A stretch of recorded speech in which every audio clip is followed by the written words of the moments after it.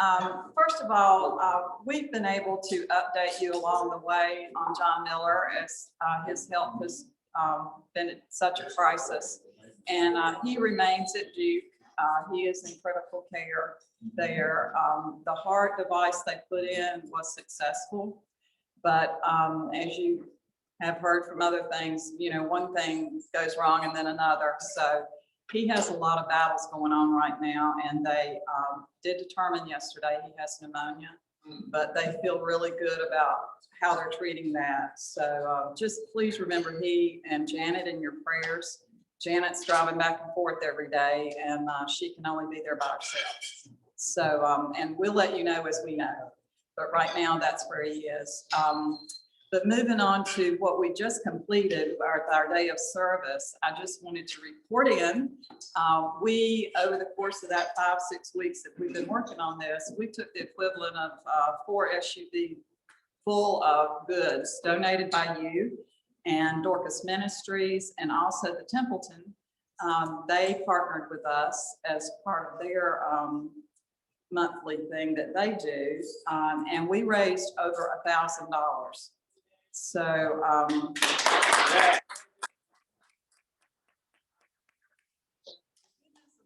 money is 90 cents of every dollar stays right there with their programs. It's just, it's amazing that they're able to do that. So thank you all. Pat yourselves on the back. I'm really proud to have sort of spearheaded it. Thank you. Awesome. Thank you. Great job. How fantastic is that? Thank you to everybody in this room and around for the hard work that they put in for this initiative. This service day really was a service event for us, which was most appreciated by me and everybody. So thank you all for participating. We had fun. Most importantly, we made a difference. So thank you for that. Keep your prayers and well wishes for John. He's battling, and so just keep your thoughts with him and his family. I'd like to now ask our Vice President, Rod Brooks, to give the club an overview and an update, if you will, on our strategic plan results for the third quarter and our goals heading into the fourth quarter. So, Rod, if you wouldn't mind, if you could give us an update on how things stand, I'd appreciate it. Thank you, President Scott. I'll be glad to. And I want to just thank, again, all the club members for your participation in our strategic planning process, either through the surveys you completed or your work on the board and developing these plans. You know, developing our forward-looking strategic plan was one of the key initiatives for this year. And I'm really excited, as you know, about where we kind of ended up with that. One of the main commitments we came out of this strategic planning process was that our strategic plan would not be a plan that just sits on the shelf and gathers dust. If anything, this is a very active plan, guiding and directing our activities with each other as we go forward here. So we're committed to every quarter giving an update on where we stand. As you know, our strategic plan is summarized in 2 pages, just front and back. And we start with our vision page. In terms of, you know, this document, which hopefully everyone can see on the screen there, starts with our core values. Our Rotary motto is service above self. And as you all know, our 4-way test drives the way we interact with each other and with the community and in all the things that we think, say, and do. We also have a core focus for Rotary International, which is together we see a world where people unite and take action to create lasting change across the globe in our communities and in ourselves. So we very much, of course, align with Rotary International's vision statement. We also have a 5-year target, which is aligning with Rotary International's 5-year action plan, which has 4 priorities, one of which is to increase our impact, the difference that we make in the world. Another is to expand our reach. A third is to enhance participant engagement. And 4th is increasing our ability to adapt. You can find more information on those 4 objectives in the Rotary International website's action plan. But I'm pleased to say that I think our plan really does move us forward in each of those 4 areas. I'm delighted that we have some guests with us today, because in the course of developing our strategic plan, we identified as sort of our target market, if you will, who we think we can attract to our club. And that is that the Rotary Club of Cary, we endeavor to engage as many member individuals committed to service above self. So these are who we commit to engaging as members. Those are individuals committed to service above self, who exemplify our core values, who represent and reflect our diverse community, and who will strive to achieve our club's goals, objectives, and programmatic impact areas through the application of their time, skills, and financial resources. And so I think that is certainly a description that captures folks in our club and those that hopefully would be joining us going forward. What's unique about Rotary? Keep in mind that it's the Rotary International Foundation, which is with assets of more than $1.26 billion. That's the primary vehicle through which Rotarians around the world make a difference. Think about what it is to be able to, have a say in how a portion of $1.26 billion gets used. The opportunity we have as Rotarians to really make a significant impact through our foundation is dramatic. We also, as a club, provide members the opportunity to make a difference through social impact projects locally and around the world in a way that none of us could do on our own. And so that's one of the key members of being a member in our club. And then, of course, Rotary membership affords members a host of personal and professional awards, whether it's connection with members of the community, each other, giving back. Even our Rotary Global Rewards program and the support of club members are important ways that we give back to each other and benefit through our membership. So again, I'm just covering this as kind of a refresher here, and we'll come back to this quarter's more specific objectives in a minute. We have here in our plan our 3-year goal. And without going through the numbers and what have you, I want to just remind you of the areas where we said we wanted to make a key impact. And specifically, we, within 3 years, want to see demonstrated, reported, measurable outcomes in each of the following primary areas of impact. So our club focuses on education and literacy, hunger, and economic empowerment. And those are the areas where we're really seeking to achieve, kind of really move the dial. In addition, our club engages in activities also related to housing, the environment, seniors, and water. These are the areas where our club is focused and really what drives our activities. So just to turn the page, if you will, and remind you of what we had committed to as our 1-year plan. So by the end of this year, and I'm just going to kind of walk through the 1-year plan and then talk about what we need to focus on this quarter, so before June 30th. So first of all, we, as measurables, our goal was to have, by the end of the year, 102 members and to have recruited 10 new members and or sponsored 10 new members. Now, currently, we're at 98 members. And we've, I think, sponsored 5 new members so far this year. So we've made progress, but we've also seen some attrition, no doubt, due to the impact of COVID and the way in which we've had to switch our meeting format and what have you. And so as a focus for this last quarter, I really encourage you to, share the secret of Rotary. This is a great opportunity for us to let people know what our club is up to and ask for their support. Because we're around because of the impact that we make in people's lives around the world and in our community. So let's share that. Another measurable, if you will, was around our service participation. We wanted to have on average 50 of our club members participating in activities every quarter. And I will tell you that based on what I've seen so far, we will exceed that. We do have some activities planned for this quarter where we need to get that involvement. but we'll likely exceed that goal. Likewise, our participation at the district level is really important. So we have our district conference coming up. There have been several district training assemblies and activities around training that we've sought to engage people in, and I suspect that we'll be hitting those targets for this year as well. And just want to thank everybody for your involvement with Rotary at the district level.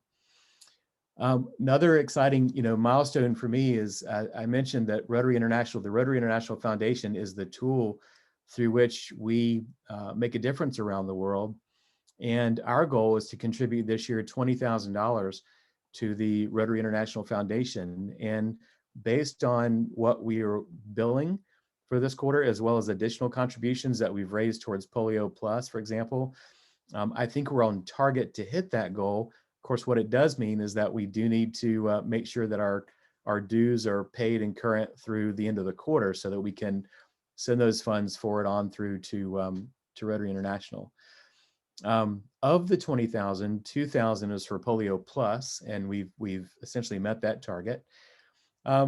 We also envisioned for this year 4 service project and 4 social activities, and I feel like we're on track to achieve those goals. In terms of our goals for the year, adopting our multi-year strategic plan was a target for this year, and I think we can mark that one as complete, which is exciting.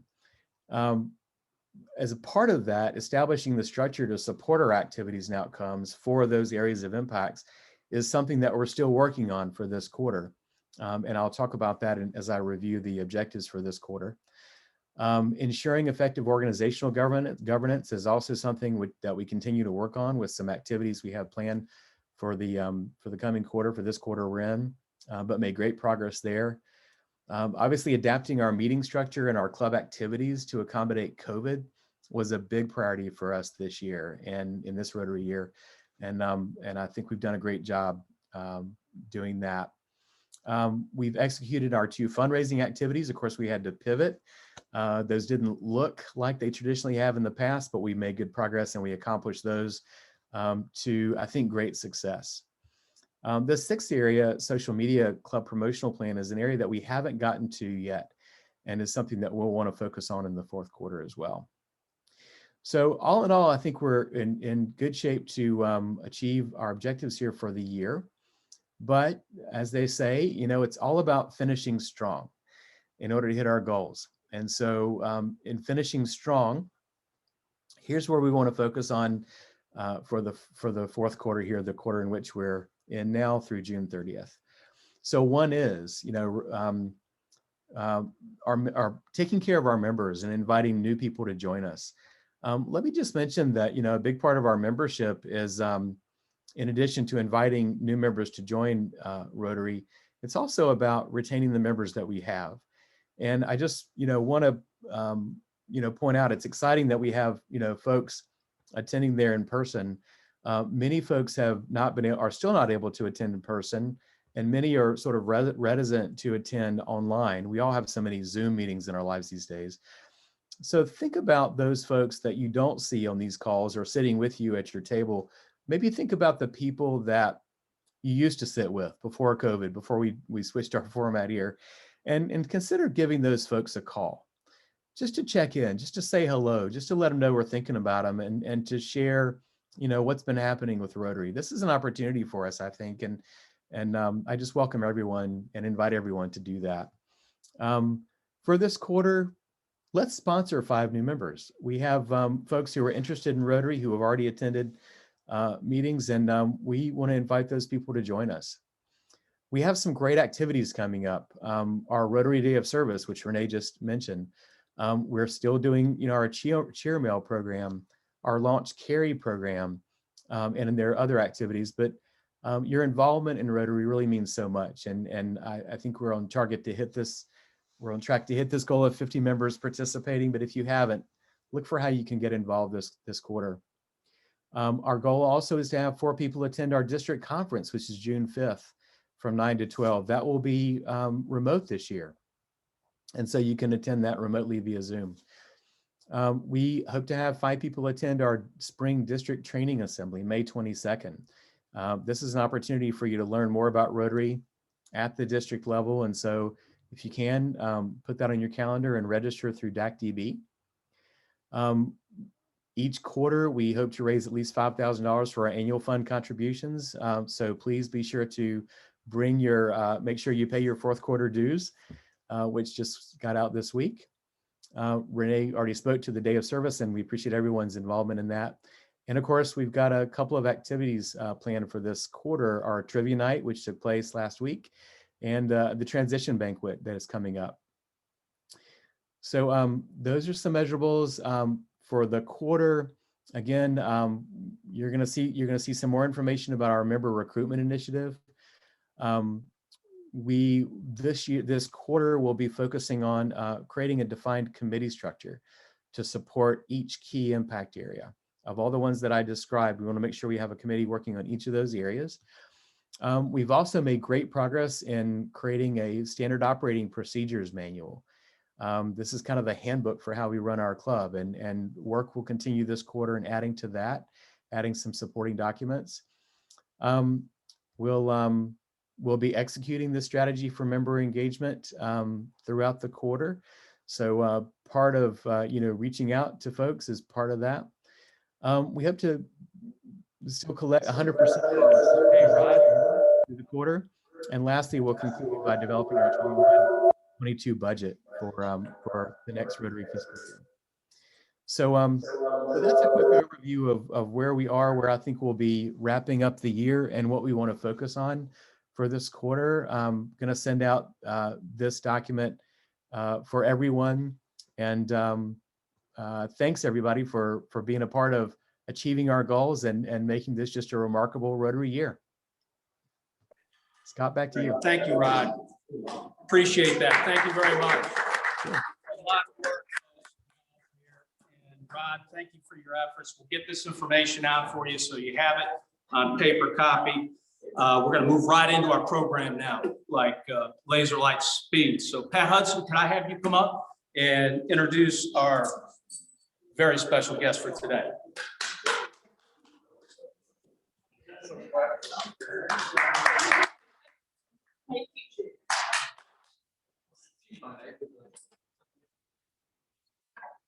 For better or for worse, he's my neighbor. Yeah.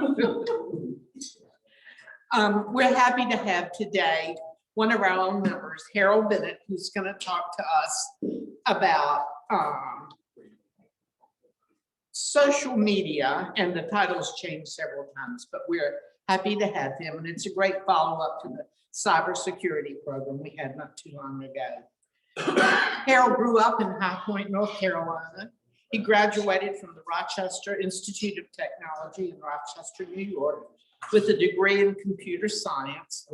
He worked at Eastman Kodak, Bausch & Lomb, and retired from GSK last year. He's part of a team that worked on algorithms for creating artificial intelligence in the early 80s. He's been working with computers for over 35 years, and he's created multi-level corporate level protections components for worldwide business. And we are happy to have one of our own members to do. I think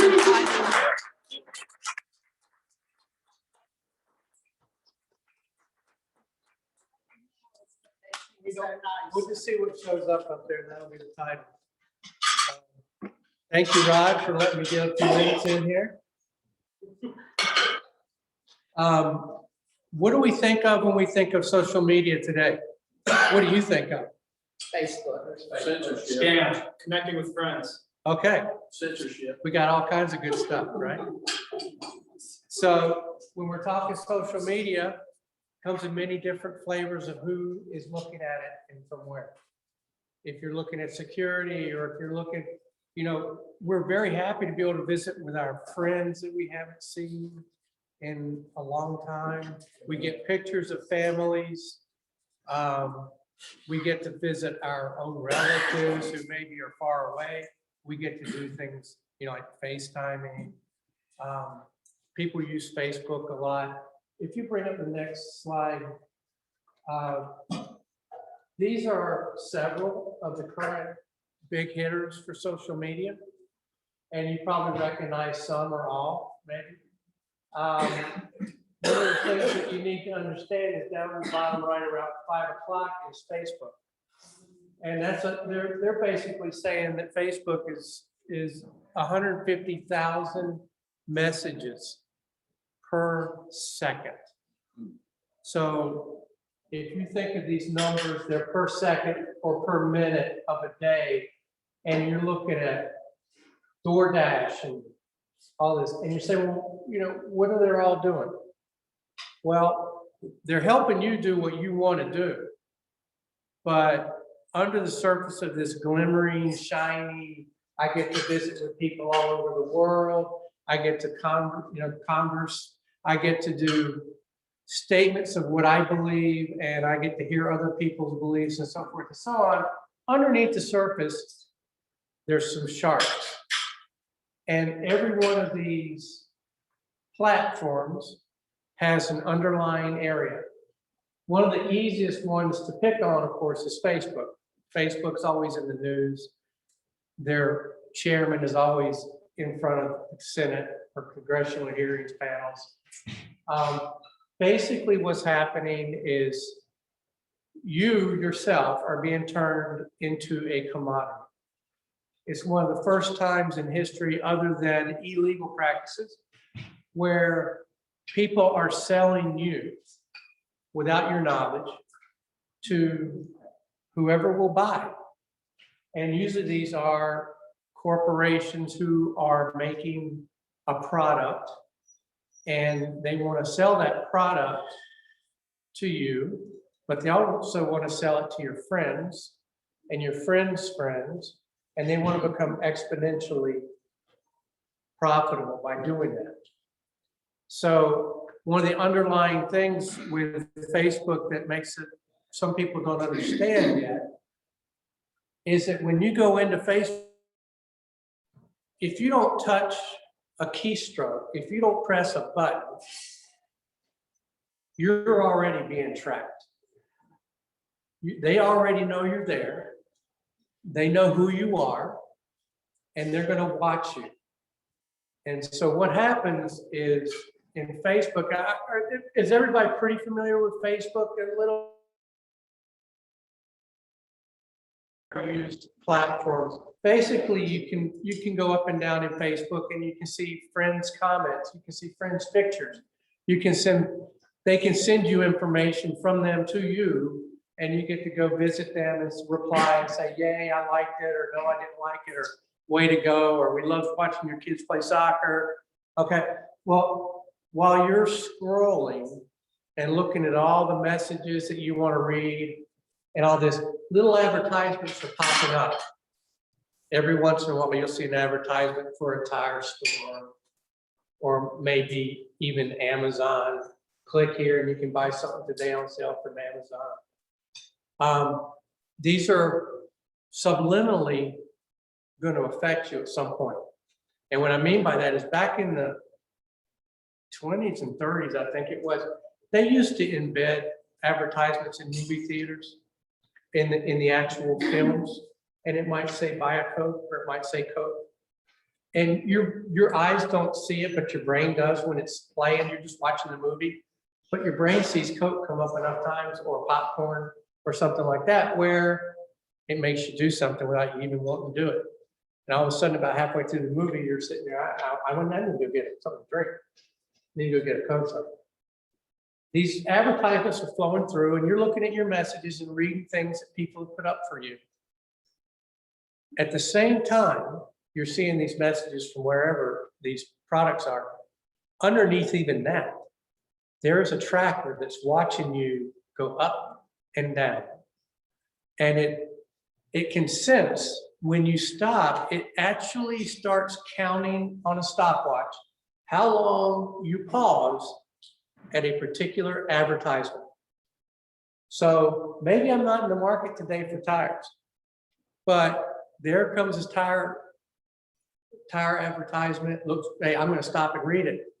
They're already starting the clock. Okay, so you might know that's no big deal. I'm just gonna go on down. You know, you do all your stuff on Facebook. If you go to a place like Google, does anybody here ever use Google? Are you kidding? When did Google become a verb? Google is a corporation in California. Their job is to quickly search the internet for information that you are searching for. That's their job. Well, Google is now a verb because now you hear this all day. Well, why don't you just go Google that? Okay, so they hit the gold mine because then now there's Google Mail, there's Google everything. Okay, but also underneath Google, they're doing the same type of operations. When you go search for air conditioning system for your house, like Train. Maybe you go search for Train. You've heard about them. You don't know if they're any good or not. I'm going to type in Train air conditioning.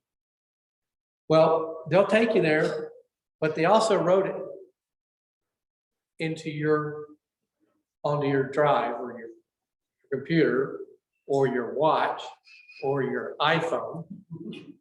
Okay, they wrote it somewhere. Now, you can do this when you get home if you so want to do it. If you go to Google and type something just way out of norm that you would never type, like, I don't even know what that would be, and you search it, and then you go over to Facebook, guess what you're going to see? It's there. Now, how did that happen? They aren't even the same corporation. They don't like each other most of the time, but they like you. They both like you. So the common denominator is scratch my back, I'll scratch yours. Okay, so now, as soon as you opened up Facebook, you're like, how did they know that I was looking for Train air conditioning? You know, I got a local dealer popping up here saying he can come install a Train air conditioner. Today, right? Well, if you go to the next slide, might be a couple. Oh, here we are, it's perfect. Cookies. There's things called cookies that we don't eat. And while they really do, and they're really good for most of the stuff that we do, they sort of keep information about us that we don't want to type all the time. They might keep, you know, obviously our name, maybe an address, maybe phone number, hopefully not social security number, something like that. I'm not going to say they don't. They store this information in cookies on whatever platform you're using. So if you're on a PC, it's on your PC, it's on an iPhone, it's on iPhone or Android or whatever, they're storing it. Okay. And then when another platform comes in that you just went to, I just closed out of Google and I went over to Facebook to see if anybody had sent me anything new because I need to check all the time. Right. So I go over there and all of a sudden, one of the first ads I see is Train air conditioning. How did that happen? They went and looked at your cookies. What's also saved in your cookies are recent searches, things you've searched on in the past. Some things never go away. And when they say if it's on the internet once, it's on there forever, it is. If it's on your computer once, is it on there forever? It is. The only way to get rid of it is to do a very low level format or clean. I call this the Clinton cleaning process, which is basically you take it down to the drive and there's nothing on there anymore. It takes about, remember the guy that came in and was telling us about their company that takes these computers and they refurbish them for use for other people? Well, they have to do this. And I think it takes them about a day to get a drive formatted enough times to get it clean. Okay. But anyway, these cookies store that. A lot of people don't know they exist. And sometimes you get a warning from your browser, you know, you're storing cookies. Most people would just say, yes, no problem. Okay. So we'll go to the next slide. And that's what it is. So we'll go to the next one. Okay. And that's what that is. So go to the next. Okay. This is sort of the danger. I'm just telling you. You have to be careful what you're typing into your computer. Because there are good cookies and there are bad cookies. And some of them are trying to store your social security number or your Amex card. Okay. Remember in Facebook, they track what you're clicking? Well, why wouldn't they be tracking that if you were gonna hit up a merchant and give them your credit card? Could they do that? And then they could track your whole account number, the date of expiration, and the PIN on the back of your card. They can track it. So you have to be careful about what you're putting in. Social media is really good at getting you, all comfortable. But in the background, there's things that could happen that can, I don't mean to scare you off. You can still use Facebook, but just remember, if you keep in your mind that everything I'm typing is being watched, that may help guide you a little bit as to what's going on. Okay, let's go to the next one. Again, these are one back. Again, these are all the different platforms that can have it. Your computers, you can see, I'm going to go out a picture of it. You can see like you've got iPads, you've got computers over there, the laptops, and then of course you've got all your cellular devices, Androids, iPhones, whatever else is out there. They all store the same information the same way. Okay, let's go to the next one. Okay, and this is what I'm sort of getting across to you today, is while you're doing Facebook, who's watching?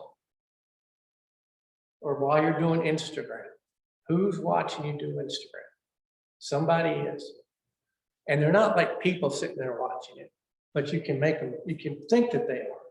They're actually there's small algorithms that just sit there and monitor you and time you and watch what you're going to and watch when you're going up and down the pages. So we were talking earlier outside about Facebook, and companies don't let you use Facebook other than maybe just opening it up. Remember what I said about that. When you open a platform, they already know you're there. They know who you are, and they're just going to sit there with their hands and wait for you to do something.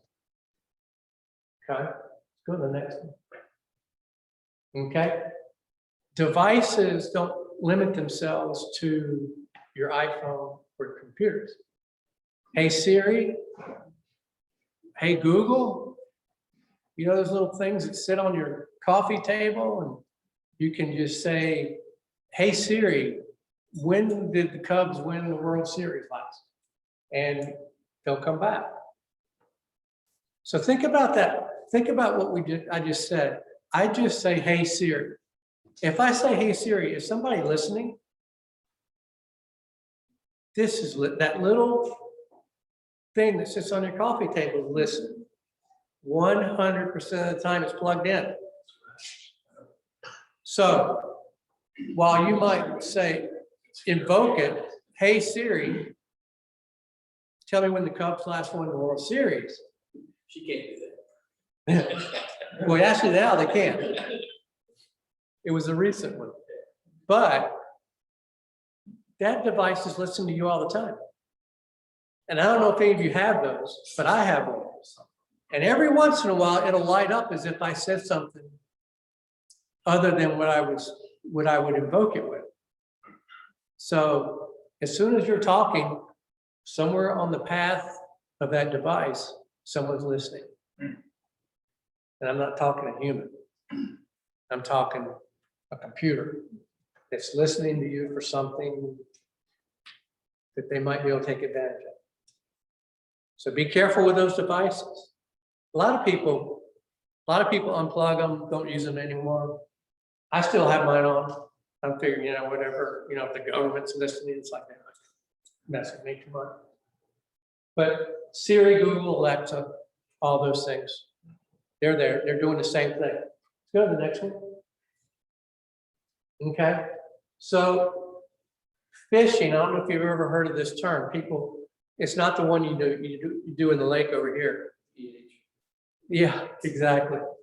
See, people say, well, they're fishing for information. That's sort of what I've been talking about the whole time.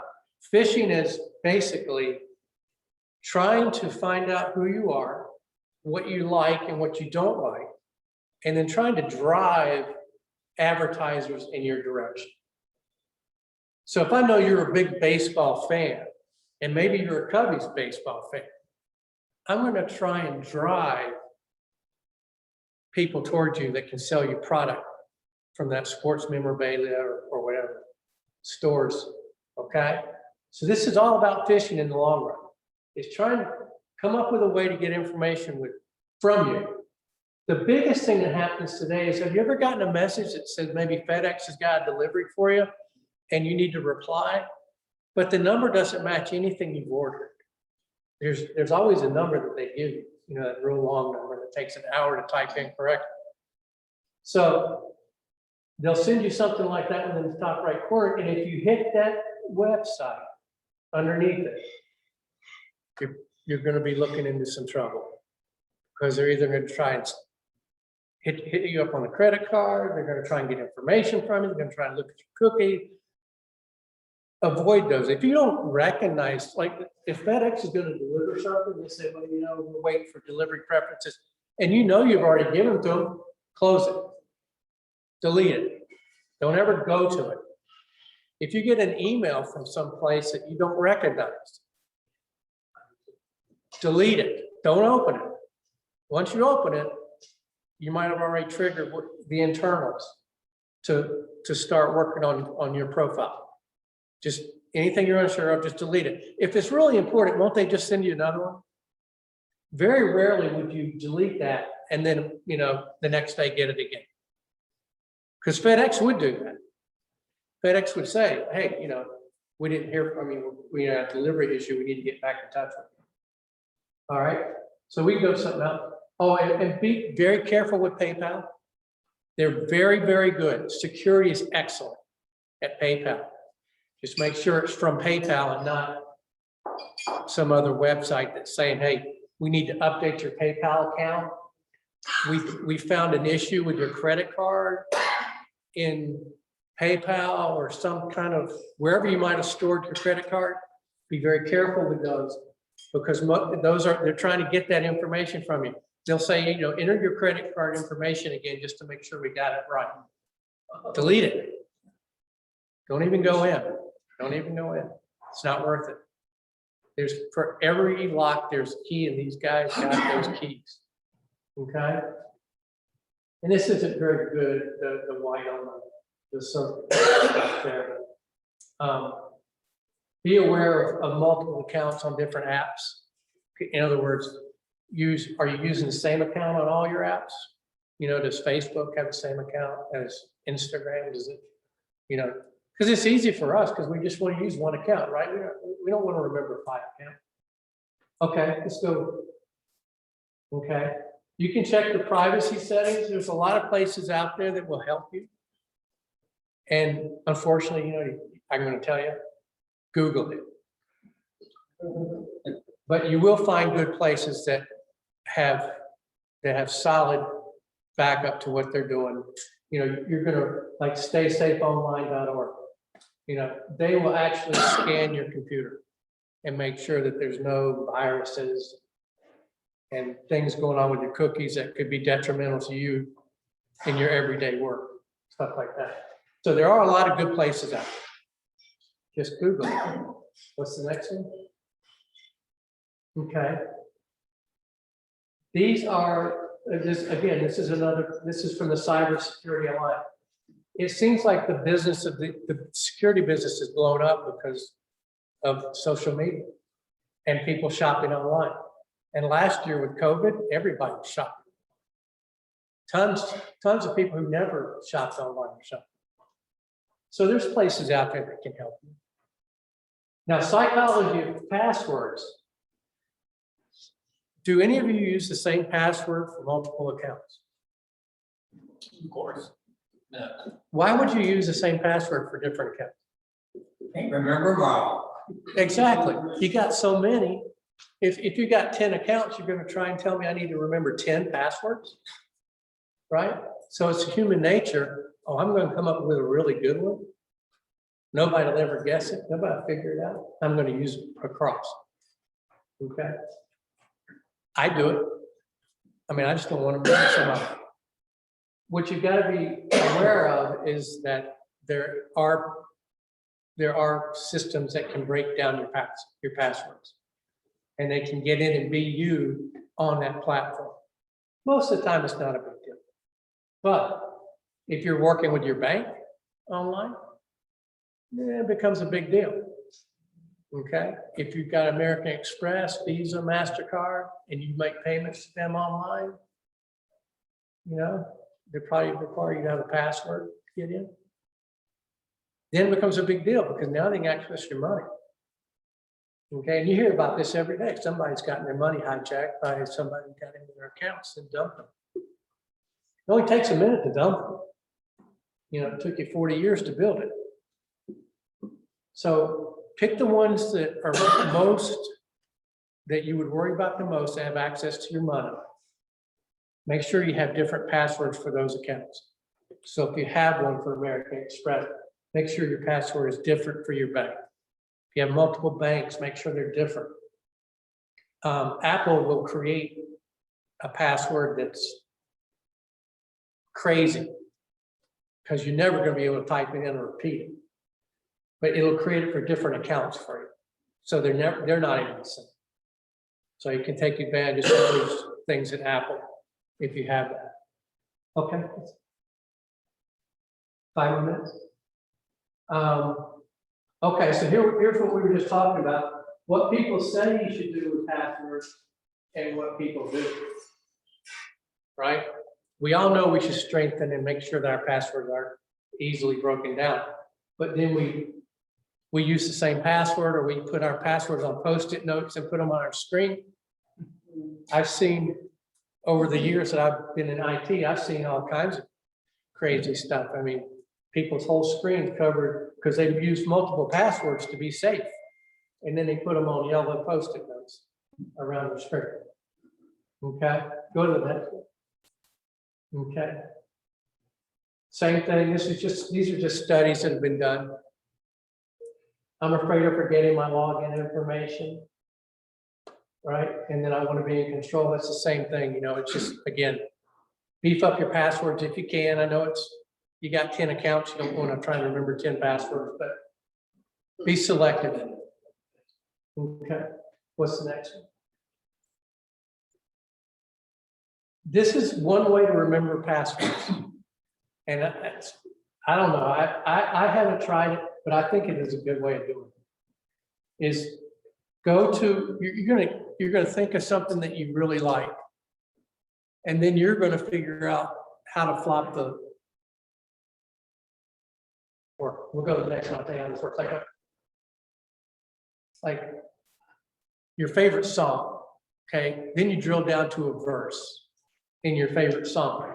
And within the verse, you take a look at that verse and you pull it out, and then you construct your code that fits inside it. Might even be your birthday inside that.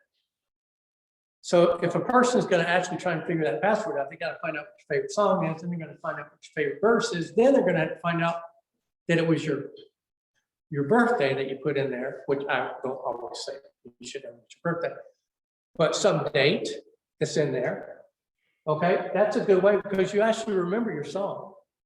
So as long as you don't forget that date, you'll always be able to unravel it, right? So that's one way. There's whatever you can use to make yourself remember. That's the key. You know, if it's too obscure, you'll never remember it. But if it's something like that, you can still do it. And then just real quick, two-factor authentication. I really like this because when you sign on to like a bank, you want to invoke two-factor, which means they're going to send me a text message and I've got to use the code that they send me inside the next box that I have to fill in. Then it is really me. Somebody could come along and have all my information, try and get in. You're not going to get in unless they have my phone that gets the text message. But this is a real good, two-factor is really good level of protection for any account, all your accounts. So I'll stop there. And if there's any questions, because this is like this could be 4 to 5 hours of telling you guys what goes on. So if there's any questions? Good. I'm glad censorship, really. Censorship, yeah, Facebook uses censorship and actually all of them have some level of censorship. Censorship is where maybe the platform you're on, we'll use Facebook again, it's easy because they're horrible at this. They will put filters in that if you type certain phrases, they will immediately either block your account, they can put like a thing up that says this is false information. They can do a lot of things to you just because you disagree maybe with what they like. So if they like red and you keep putting in blue, they're going to keep hammering you and not letting you use Facebook. So that's what censorship is for computers. How reliable and secure are those password apps where you can put all your passwords in one spot, or maybe their website or something password? Like Apple?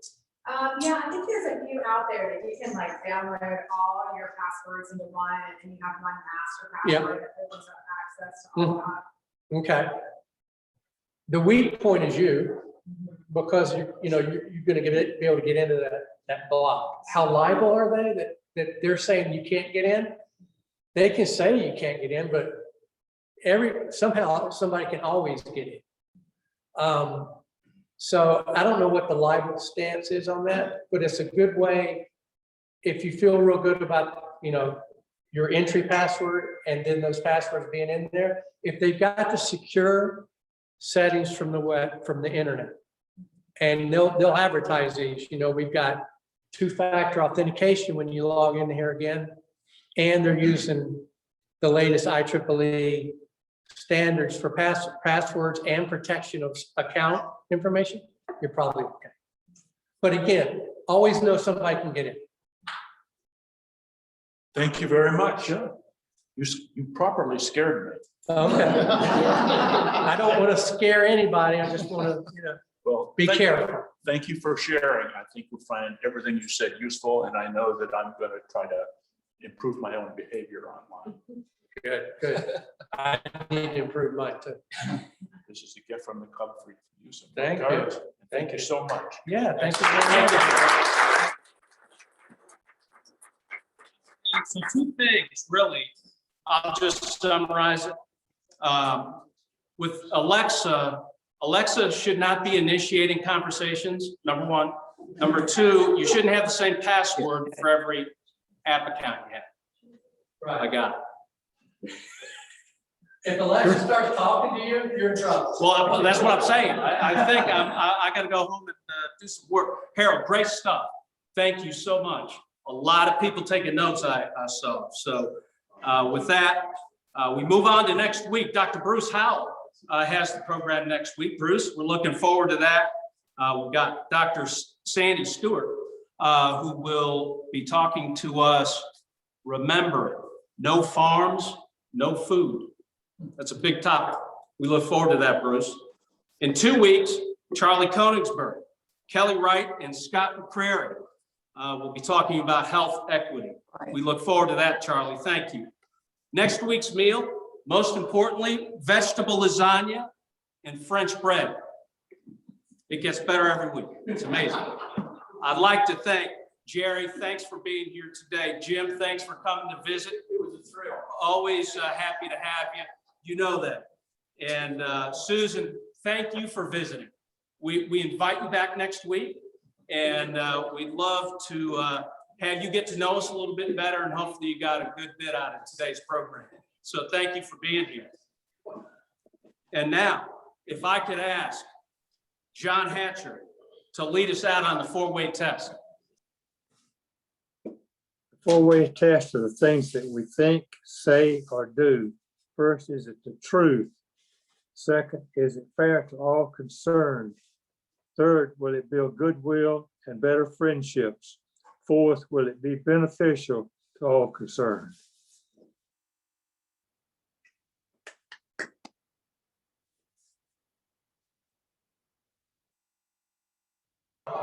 Thank you, John.